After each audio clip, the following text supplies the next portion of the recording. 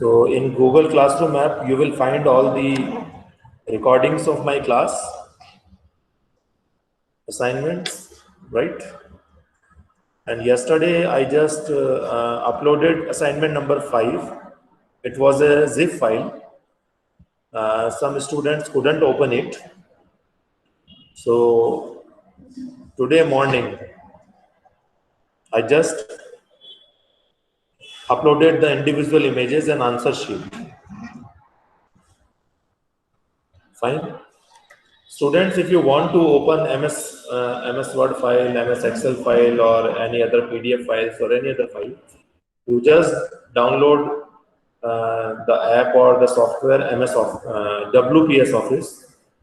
इसके बारे में मैंने आपको कल ग्रुप में इन्फॉर्म कर दिया था. You just download WPS Office. इससे आप कोई भी फाइल खोल सकते हैं. You can open any file, any kind of file. You can convert your images to PDF, your PPTs to PDF, and vice versa, your MS Word file to PDF, PDF to MS Word, MS Excel to PDF. You can convert anything by using this app. It's completely free of cost, right? Now, today, we will start Maxima and one student is asking something. Let's wait. Sir, WPS Office is Chinese and it is banned in India. But most of the teachers and most of the public are using this app now. Even I am using it as well. But I am not forcing you. You can download any other app. There is no problem. You can download any other app. The main motto is that you have to open every kind of file, right? Okay, so today we are starting maxima and minima of one variables. In class 12, you already studied about the maxima and minima of one variable, but this topic is in your syllabus and we will discuss some advanced questions on maxima and minima of one variables. And in second module, there is maxima and minima of more than one variables as well. So in your first module, there is maxima and minima of one variable, and in second module, we have maxima and minima of several variables. So we start with maxima and minima of one variable. The slide is visible to everyone? Oh, thank you. Yes, sir. Yes, Okay, sir. thank you. Yes, sir. देखिए एक slide में अगर data ज्यादा आता है तो आप उससे कंफ्यूज मत होना. मेरा जहां पॉइंटर चलेगा आप उसी पे फोकस करना, बाकी और किसी चीज पे फोकस मत करना, राइट? आई रिपीट, वैसे तो मैंने कोशिश की है कि एक स्लाइड में कम से कम मैटर आए, लेकिन फिर भी कई बार ऐसी प्रॉब्लम हो जाती है कि हमें मैटर लेना पड़ता है. तो if you are finding a little bit more data in one slide, then don't confuse, please. Don't panic. You just focus where my pointer is. Just focus, just listen carefully to me and just focus on my pointer. So this is the introduction of maxima and minima of one variable. I just read it. There is no use actually. I just read it. When we study the stability of the equilibrium states of mechanical and physical systems, it is of great importance to determine the extrema. The term extrema, this is important. देखिए, extrema का मतलब होता है maxima and minima both. अगर आपको question में दिया हुआ है कि find the extrema of this function, तो इसका मतलब आपको maxima और minima दोनों find करना है. Right? So extrema stands for maxima and minima both. आप चाहें तो अपने कॉपी में लिख लीजिए पेन एंड पेपर से. This is maxima and minima both. maxima and minima work. Right? Differential calculus has its application in finding the maximum and minimum values of or greatest and least values of functions and determine their occurrence. In 1755, Lagrange developed a unique method known as Lagrange's multiplier method for finding the extreme values of constant functions appear in the field of geometry, economics, engineering, etc.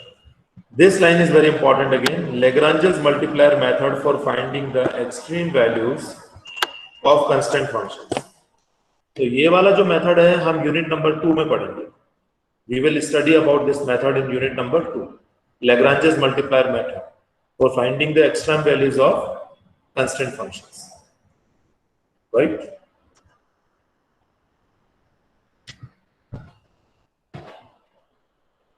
चलिए हम अब थोड़ा सा maxima minima के बारे में इस figure से समझते हैं. ज्योमेट्रिकल इंटरप्रिटेशन इसका यहां से समझते हैं.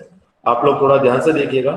आपने 12th क्लास में जो फॉर्मूले काम में लिए हैं मैक्सिमा मिनिमा फाइंड करने के, वो सब आपको यहां से समझ में आ जाएंगे कि एक्चुअली वो फॉर्मूला आपने काम में क्यों लिया.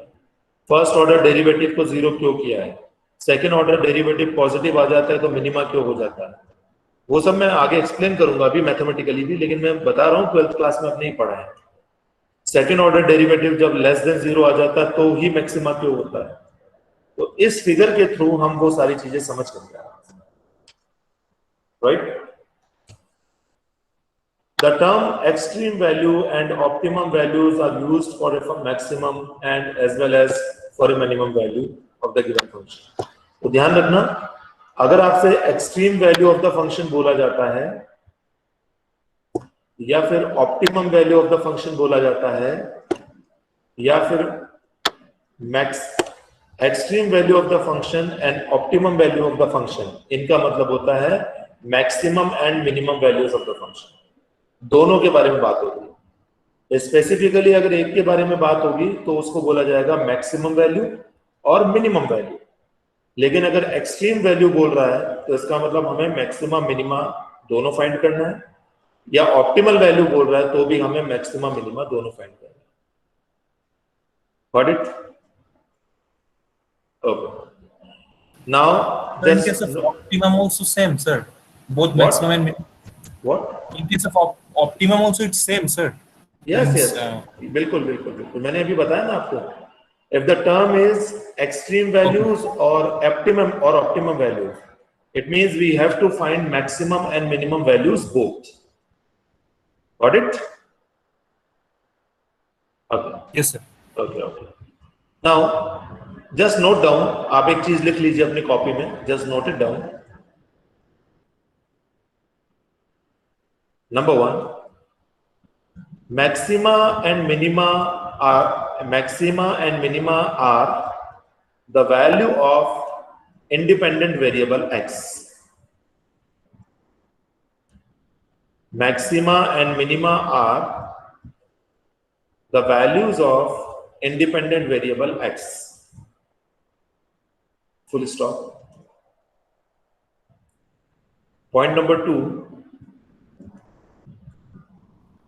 Sir, independent variable x. X, yes, x. Y is equal to fx होता है ना, तो x इंडिपेंडेंट वेरिएबल होता है और y डिपेंडेंट वेरिएबल होता है. Right?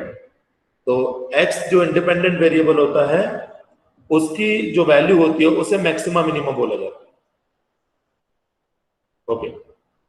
Point number 2,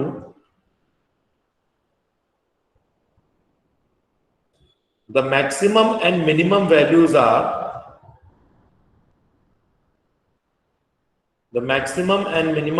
are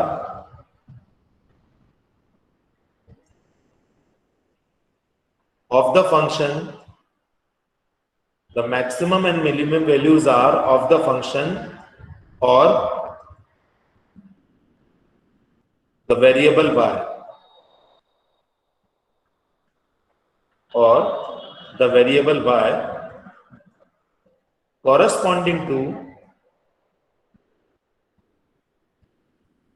corresponding to maxima and minima respectively. Maxima and minima respectively.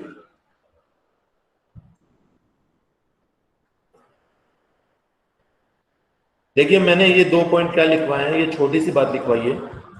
जब मैं बोलूंगा मैक्सिमा एंड मिनिमा, तो मैक्सिमा और मिनिमा होती है एक्स की वैल्यू। कैसे फाइंड करते हैं वो एक अलग बात है, वो बाद में बात करेंगे।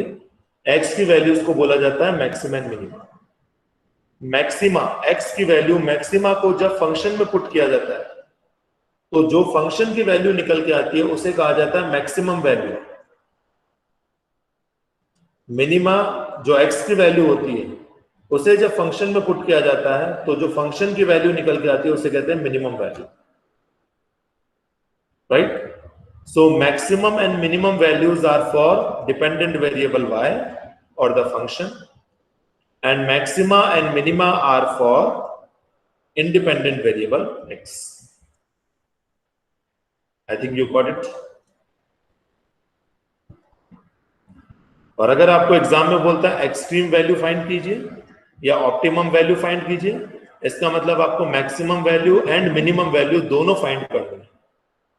और मैक्सिमम वैल्यू का मतलब है फंक्शन की वैल्यू, मिनिमम वैल्यू का मतलब है फंक्शन की value, right? Okay,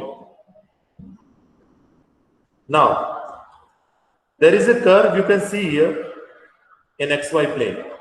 For example, this is y is equal to fx, one variable curve.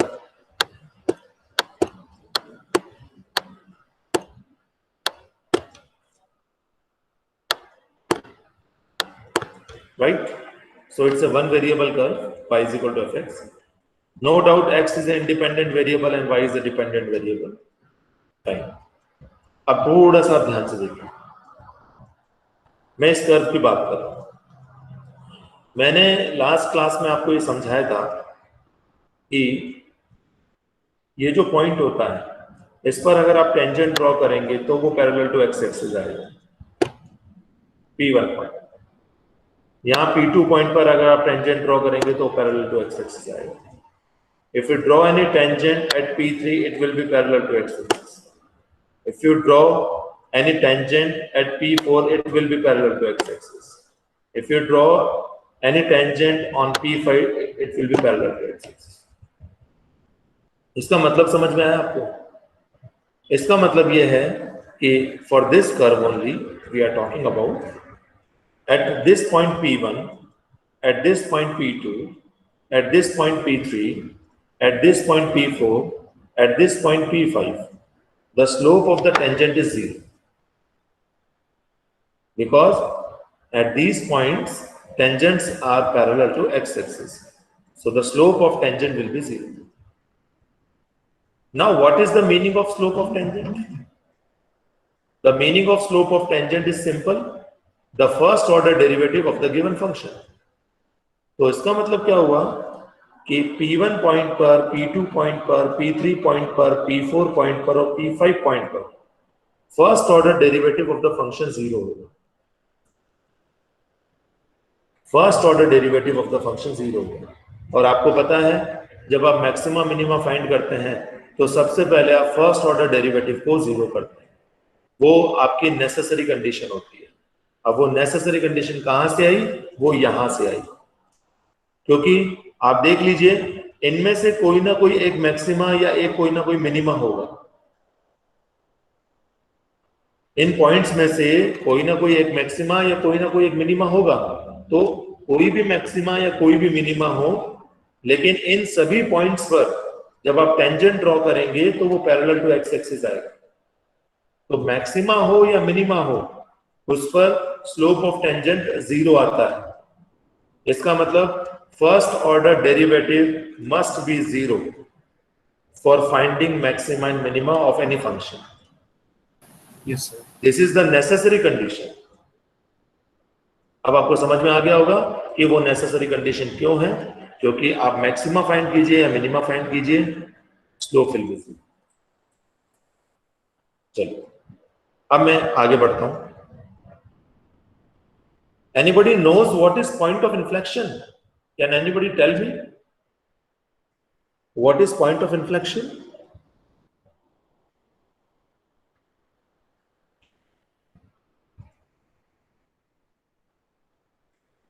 Can anybody tell me what is point of inflection by unmuting yourself? Sir, a point where curve change its curvature. Yes, very good. What's your name? Saksham. Saksham. Yes. Saksham का English में मतलब होता है capable. So you are capable. Yes, sir. Yes, Saksham is absolutely correct. देखिए point of inflection वो point होता है जहां पे कर्व अपना कर्वेचर चेंज करता है. Point of inflection is the point at which the curve changes its curvature. Saksham, can you elaborate what is the meaning that the curve is changing its curvature? Can you elaborate? Sir, curvature means opening of the curve either upward or Yes, Saksham, you are correct again. But थोड़ा सा मैं mathematically बोलना चाहूंगा इसे.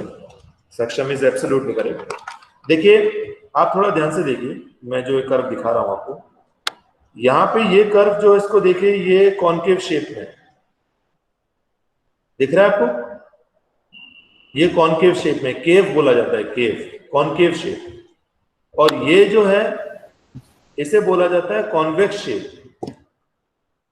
यहां बना देता हूं मैं. This is called convex shape and this is called concave shape. Got it?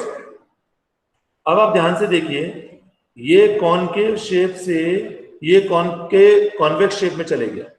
जैसा कि सक्षम ने बताया, डाउनवर्ड पोजीशन से अपवर्ड पोजीशन में चले गया या अपवर्ड पोजीशन से डाउनवर्ड पोजीशन में चले गया. तो जिस पॉइंट के बाद में ये अपना कर्वेचर चेंज करता है, मतलब जिस पॉइंट के बाद में ये कॉन्वेक्स शेप से कॉन्केव शेप में चले जाता है या कॉन्वेक्स शेप से कॉन्केव शेप में चले जाता है, उस पर्टिकुलर पॉइंट को पॉइंट ऑफ इन्फ्लेक्शन कहते हैं. For example, at this point the curve is changing from concave to convex. You can see it. At this point curve is changing from convex to concave. At this point curve is changing from its shape to concave to convex. At this point curve अपना shape जो है वो convex से concave की तरफ change कर रहा है. So these all points are said to be point of inflection. Please note down. Please note down in your notebook. The point at which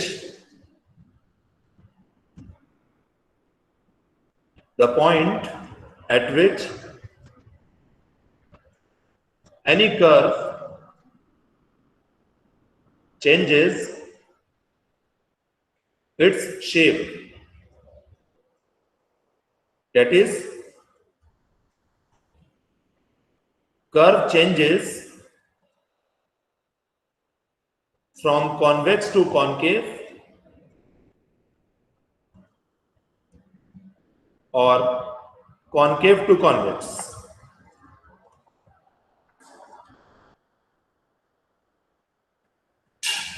These points are called point of inflection. These points are called points of inflection. This is concave shape.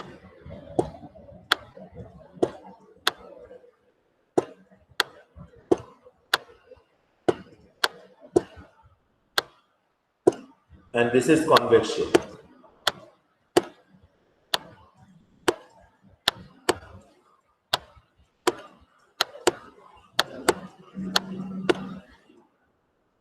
Right? So in this figure these points are points of inflections.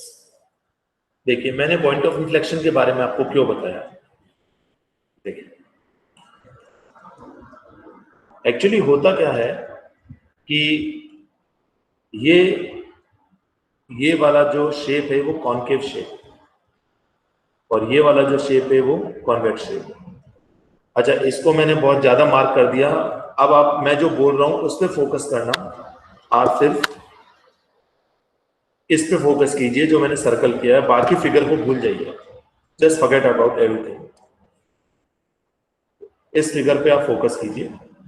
आप देखिए, ये जो shape है ये convex concave shape है, concave shape है, और ये वाला जो है वो कॉन्वेक्स शेप है, राइट। एक्चुअली मैथमेटिक्स में ये होता है कि जो कॉनकेव शेप होता है, उस कॉनकेव शेप के किसी पॉइंट पर अगर आप सेकेंड ऑर्डर डेरिवेटिव फाइंड करोगे, just a minute, f double dash x at P3, मैं बोल रहा हूं, आई रिपीट, आपको सिर्फ जो मैंने सर्कल बनाया है इस कर्व के सिर्फ इस पार्ट पे फोकस करना है। मैं ये बता रहा था कि मैथमेटिक्स में एक अलग से चैप्टर होता है convexity and concavity of the given curve, वो आपके सिलेबस में नहीं है। उसमें ये बताया जाता है कि जब कॉन्केव शेप होता है और कॉन्केव शेप के जो हाईएस्ट पॉइंट होता है, ये कॉन्केव शेप है और उसका जो हाईएस्ट पॉइंट होता है, उस पॉइंट पर जब डबल डेरिवेटिव फाइंड किया जाता है तो वो डबल डेरिवेटिव जो होता है उसका वैल्यू नेगेटिव आता है। और जो कॉन्वेक्स शेप होता है, उस कॉन्वेक्स शेप में तो कोई हाईएस्ट पॉइंट बन ही नहीं सकता क्योंकि वो तो ऊपर से खुला हुआ है।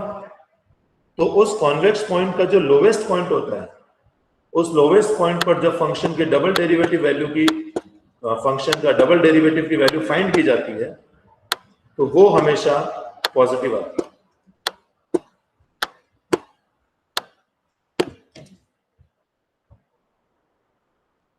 राइट। और जो पॉइंट ऑफ इन्फ्लेक्शन होता है, this is point of inflection and this is point of inflection. Point of inflection जो होता है उस पर डबल डेरिवेटिव की वैल्यू हमेशा 0 आती है। आप अपनी कॉपी में जहां पॉइंट ऑफ इन्फ्लेक्शन लिखा था वहां लिख लीजिए, the value of the double derivative of any function,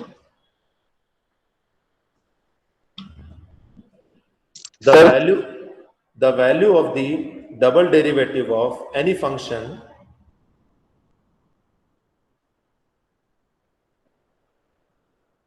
the value of the double derivative of any function at a point of inflection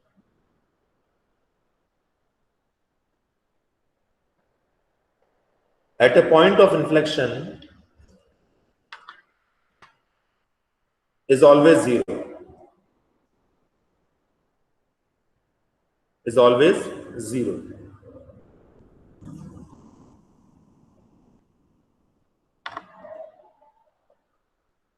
Okay, so now you can, yes please.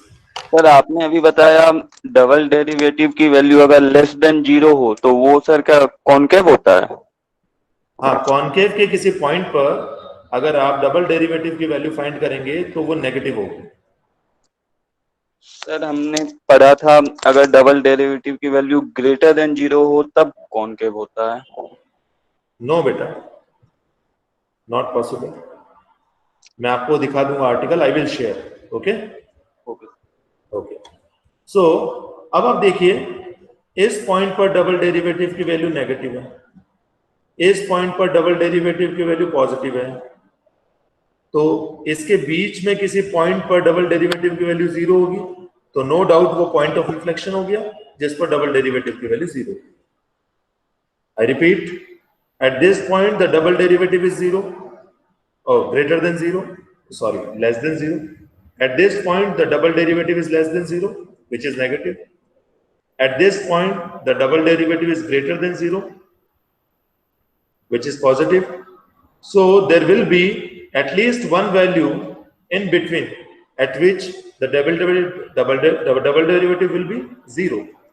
तो वो point कौन सा आ गया? वो point of inflection हो गया जिस point पर डबल डेरिवेटिव की वैल्यू 0 होगी। अब आपको समझ में आ गया होगा कि मैंने ये आपको क्यों समझाया, क्योंकि नेसेसरी कंडीशन तो मैंने आपको बता दी थी for maxima and minima first order derivative is always 0. लेकिन मैक्सिमा कौन सा है, मिनिमा कौन सा है, उसको फाइंड करने के लिए हमें डबल डेरिवेटिव फाइंड करना होता है। और डबल डेरिवेटिव जब नेगेटिव होता है तब डेफिनेटली वो पॉइंट मैक्सिमा होगा, और जब पॉजिटिव होता है तो डेफिनेटली वो पॉइंट मिनिमा होगा। आगे मैं लिखा हुआ बता दूंगा, इसमें स्लाइड में लिखा हुआ है। मैं आपको सिर्फ कंसेप्ट समझाना चाह रहा था कि उस फॉर्मूले का जो हम पढ़ते हैं कि for maxima f double dash x must be less than 0, for minima f double dash x must be greater than 0, उसका क्या मतलब है वो मैंने आपको यहां समझाया। Any problem student?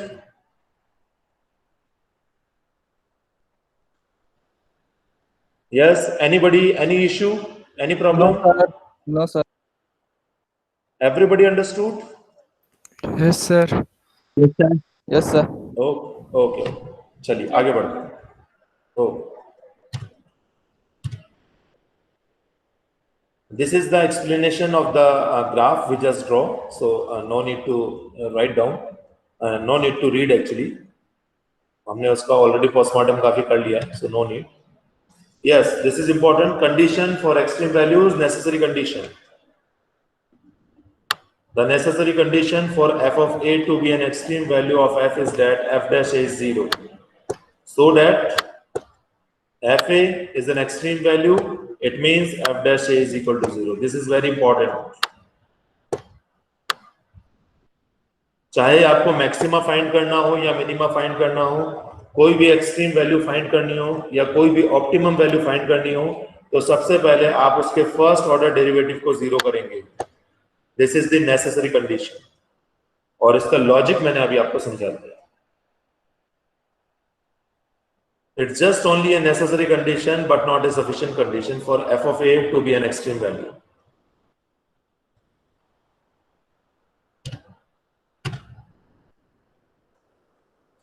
Now again very important definition, stationary values. देखिए स्टेशनरी वैल्यूज क्या होता है। नेसेसरी कंडीशन को फॉलो करते हुए जब हम फर्स्ट ऑर्डर डेरिवेटिव को 0 करते हैं, फंक्शन के फर्स्ट ऑर्डर डेरिवेटिव को जब हम 0 करते हैं, तो हमें कुछ x की वैल्यूज मिलती है। वो x की वैल्यूज मैक्सिमा मिनिमा नहीं होती है, वो x की वैल्यूज होती है stationary values. That values are called stationary values. उनमें से कुछ मैक्सिमा मिनिमा हो सकती है। मैक्सिमा मिनिमा का पता करने के लिए हमें सेकेंड ऑर्डर डेरिवेटिव पे जाना होता है। But if you are putting first order derivative is 0, you are obtaining the values of x. These values of x are called stationary values, right? तो जब आप f dash x को 0 put करते हैं और x की जो वैल्यूज निकल के आती हैं, that values are called stationary values. उनमें से कुछ मैक्सिमा मिनिमा हो सकते हैं। So we can say maxima and minima are stationary values, but converse is not necessary. Maxima and minima are stationary values, but converse is not necessary.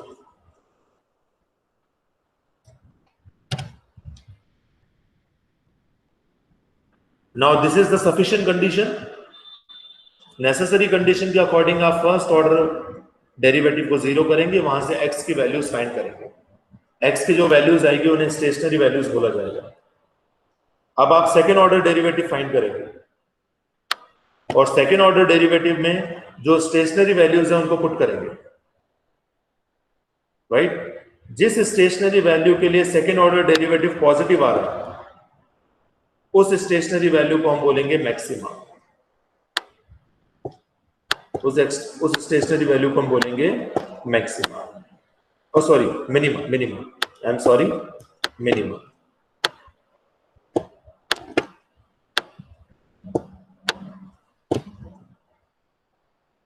I repeat, सबसे पहले y is equal to function x, function of x आपको given होगा, f dash x आप find करेंगे, f dash x को 0 put करेंगे, get the values of x. These values of x are called stationary values. Now evaluate f double dash x, put that stationary values into f double dash x, right? If f double dash x is greater than 0 at a particular stationary value, that stationary value is called minima, and corresponding value of the function is called minimum value of the function. मैंने आपको बताया था maxima और minima x की values होती है। Minima को जब फंक्शन में पुट किया जाता है तो मिलती है मिनिमम वैल्यू, मैक्सिमा को जब फंक्शन में पुट किया जाता है तो मिलती है maximum value, right? So f of c is a minimum value of f of x is equal to c minimum. If you put a stationary value in double derivative and you obtain double derivative less than 0, then that stationary value is called maxima. That stationary value is called maxima.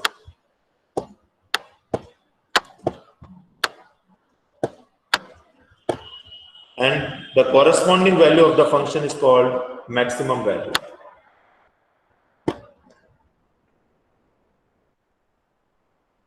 Okay और अगर आपको double derivative ना positive मिल रहा है ना negative मिल रहा है, मान लीजिए 0 मिल रहा है, अगर आपको डबल डेरिवेटिव 0 मिल रहा है तो हमें आगे इन्वेस्टिगेशन करनी पड़ेगी, क्योंकि डबल डेरिवेटिव 0 होने पर यह पॉइंट ऑफ इन्फ्लेक्शन भी हो सकता है. So higher investigation will be needed which is not in your syllabus.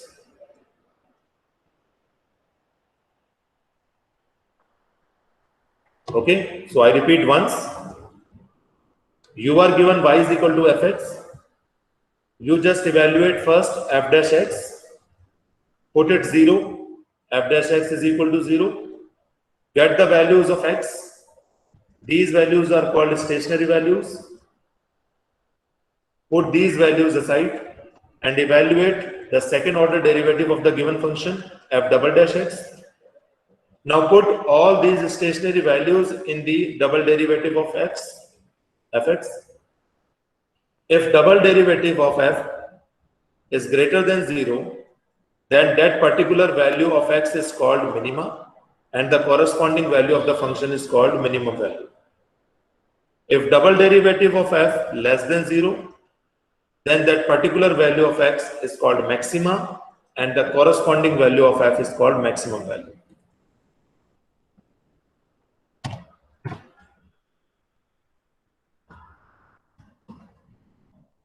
देखिए हम एक छोटा सा एग्जांपल ले रहे हैं यहाँ पे.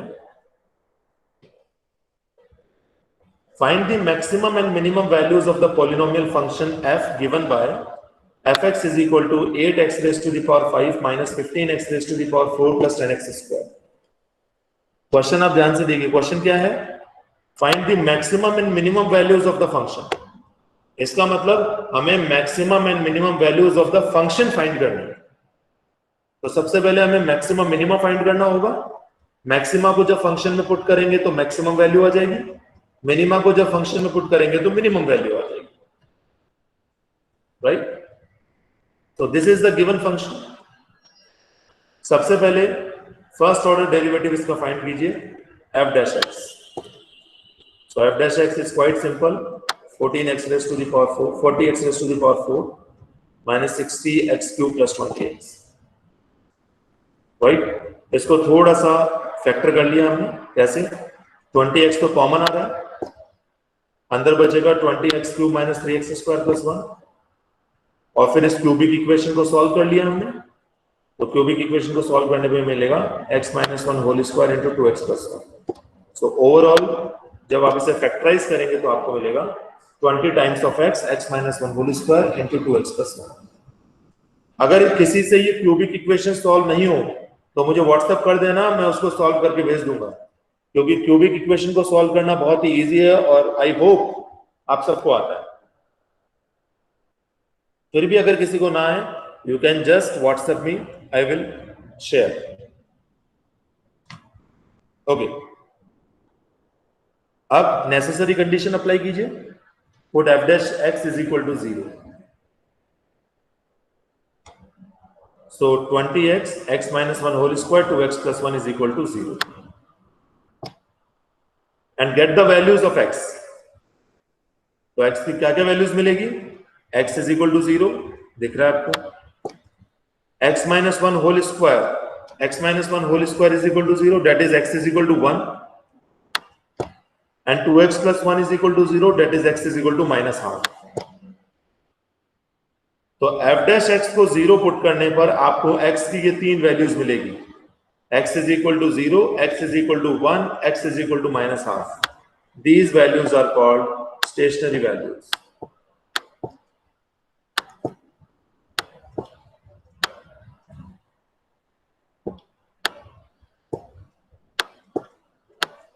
These values are called stationary values. अब इन स्टेशनरी वैल्यूज में से कोई मैक्सिमा हो सकता है, कोई मिनिमा हो सकता है, या कोई नीदर मैक्सिमा नॉर मिनिमा हो सकता है, राइट? अच्छा, एक बात और मैं लिखवाना चाहूंगा आपको, जो नीदर मैक्सिमा नॉर मिनिमा होता है उसे सैडल पॉइंट बोला जाता है। Just note it down in the copy.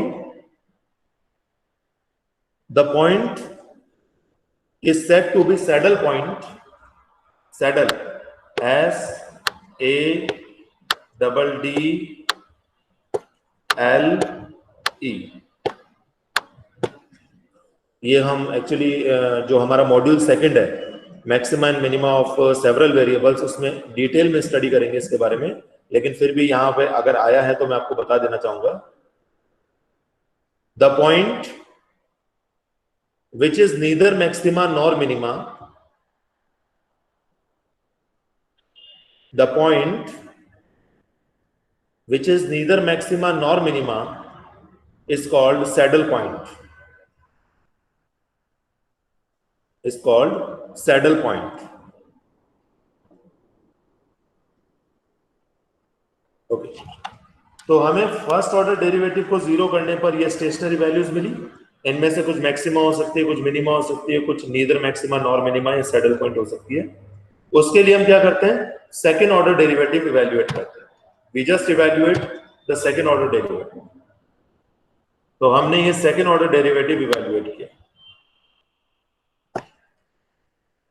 Right? अब इसमें जो स्टेशनरी वैल्यूज आई है वो 1 बाय 1 करके पुट करते जाइए। x is equal to 0 put कीजिए। सबसे पहले x is equal to 0 put करेंगे। यहां थोड़ा कैलकुलेशन प्रॉब्लम है, आप पुट कर सकते हैं इजीली। तो आपको मिलेगा f डबल डैश 0 पुट कीजिए, ये 0 हो गया, ये 0 हो गया और बन गया 20। f double dash 0 is greater than 0 मिल रहा है आपको, राइट? अब आप पुट कीजिए 1। तो जब आप 1 पुट करेंगे तो f डबल डैश 1 क्या मिलेगा? 8 minus 9 that is minus 1 plus 1 that is 0। तो f डबल डैश 1 जो है आपको मिला 0।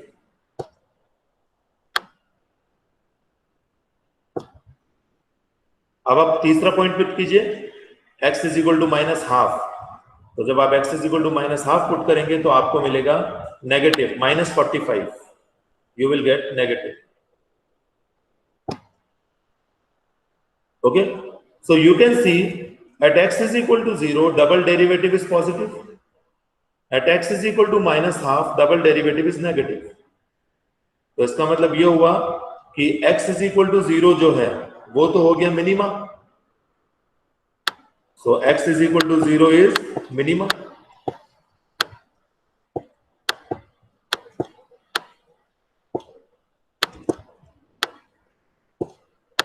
क्योंकि उस पर डबल डेरिवेटिव 0 आ रहा है, so x is equal to 0 is minima.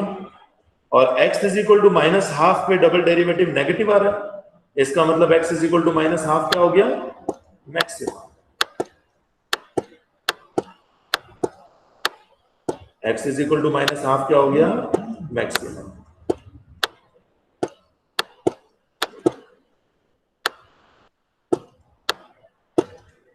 Okay, और x इज इक्वल टू 1 पे डबल डेरिवेटिव 0 आ रहा है, इसका मतलब x इज इक्वल टू 1 हो गया नीदर मैक्सिमा नॉर मिनिमा, मतलब सैडल पॉइंट हो गया। उससे हमें मतलब नहीं है, x इज इक्वल टू 1 से हमें मतलब नहीं है फिलहाल। So x is equal to 0 is minima and x is equal to minus half is maxima. If you put x is equal to 0 in the given function, you will obtain minimum value of the function. If you put x is equal to minus 1 by 2 in the given function, you will get maximum value of the function. Okay? So minimum value of the function will be, you just put, आप देख लेते हैं अभी लोग, ये function है हमारा, इसमें x इज इक्वल टू 0 डाल दीजिए, आपको 0 मिल जाएगा। तो minimum value of the function क्या होगी? 0 होगी। ये देखिए आप, ये थोड़ा गलत लिखा हुआ है, यहां से ये डैश हटा दीजिए। f of 0 is the minimum value of the function. This is your first answer. और x is equal to minus 1 by 2 maxima है। इसे जब आप फंक्शन में पुट करेंगे तो आपको जो वैल्यू मिलेगी वो क्या मिलेगी? माइनस 1 by 2 उस फंक्शन में पुट कर दीजिए। चेक करते हैं, यहां माइनस 1 by 2 आप पुट कर दीजिए, जो भी वैल्यू आपको मिलेगी वो हो जाएगी आपकी maximum value of the function, which is 21/61। 21 upon, ये थोड़ा सा मिसप्रिंट है, यहाँ डैश आएगा, and this is 21/60। So minimum value of the function will be 0 finally, and maximum value of the function will be 21/61.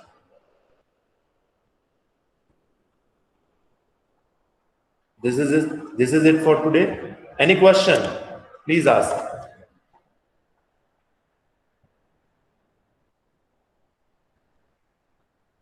Please ask if you have any doubt.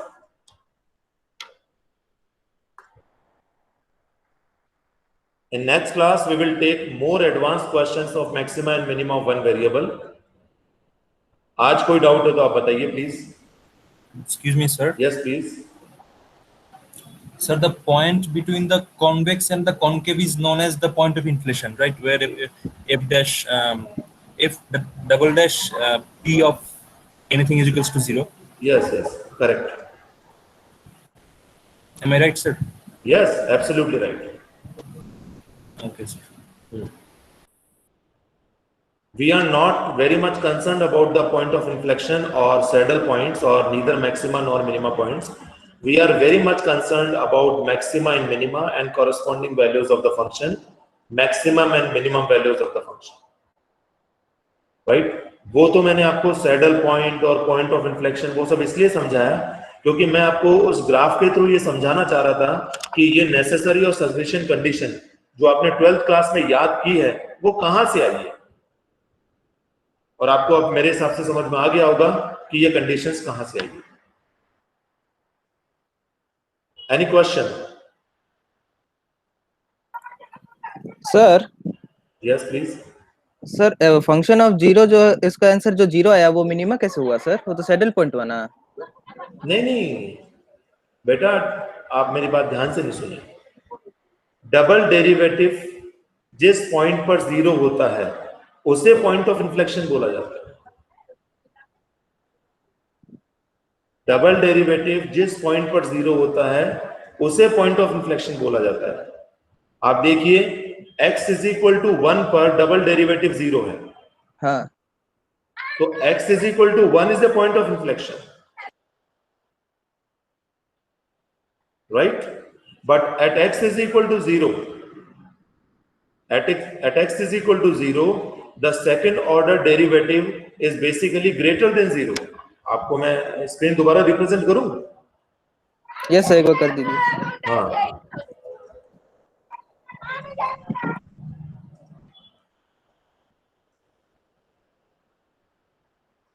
आप confuse हो गए? आप कंफ्यूज मत होइए please, देखिए मैं क्या बोलना चाह रहा हूं।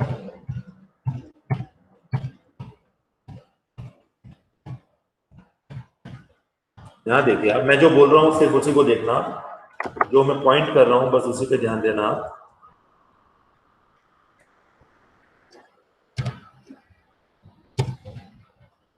देखिए हमारे पास 3 पॉइंट आए थे, x is equal to 0, x is equal to 1 and x is equal to -½ x is equal to 0 पर जब आपने डबल डेरिवेटिव फाइंड किया तो वो बेसिकली पॉजिटिव आ गया। आप देख सकते हैं 20 आ रहा है। x इज इक्वल टू 0 पर डबल डेरिवेटिव पॉजिटिव आ रहा है नहीं आ रहा? यस सर आ रहा है। x is equal to minus half जब पुट किया तो डबल डेरिवेटिव फंक्शन का नेगेटिव आ रहा है, आप चेक कर सकते हैं। हाँ सर -45 आ रहा है। बिल्कुल, माइनस हाफ पे ये नेगेटिव आ रहा है। और x इज इक्वल टू 1 जब पुट किया तो डबल डेरिवेटिव 0 आ रहा है। हाँ आ रहा है नहीं आ रहा? सर, यस सर आ रहा है। Very good. तो मैं आपको ये समझाना चाह रहा था, x की जिस वैल्यू पर डबल डेरिवेटिव पॉजिटिव आता है उस x की वैल्यू को मिनिमा बोला जाता है। Yes, x की जिस वैल्यू पर डबल डेरिवेटिव नेगेटिव आता है उस x की वैल्यू को मैक्सिमा बोला जाता है। Yes sir. तो मिनिमा क्या हो गया यहाँ पे? x is equal to 0।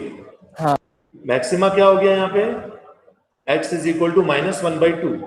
हाँ और जिस x की वैल्यू पर डबल डेरिवेटिव 0 हो जाता है उसको नीदर मैक्सिमा नॉर मिनिमा बोला जाता है। Yes So sir. x is equal to 1 is neither maxima nor minima, right? Yes sir. So x is equal to 0 is minima, x is equal to -1/2 is maxima. अब आप x is equal to 0 को अगर main function में put कर देंगे तो आपको minimum value मिल जाएगी। हाँ और अगर x is equal to -1/2 को अगर आप मेन फंक्शन में पुट कर देंगे तो आपको maximum value of the function मिल जाएगी, राइट? Yes sir. तो जब आपने x is equal to 0 minima को फंक्शन में पुट किया तो आपको 0 मिला। इसको हटा दीजिए, ये मिसप्रिंट है। f ऑफ 0 आपको 0 मिला, तो f of 0 is equal to 0 जो है वो minimum value of the function होगी। Got it?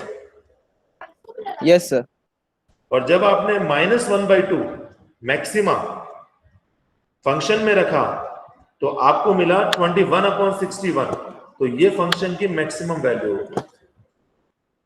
ओके सर, सही हुआ। Now you got it? Yes sir. Maxima and minimas are for x.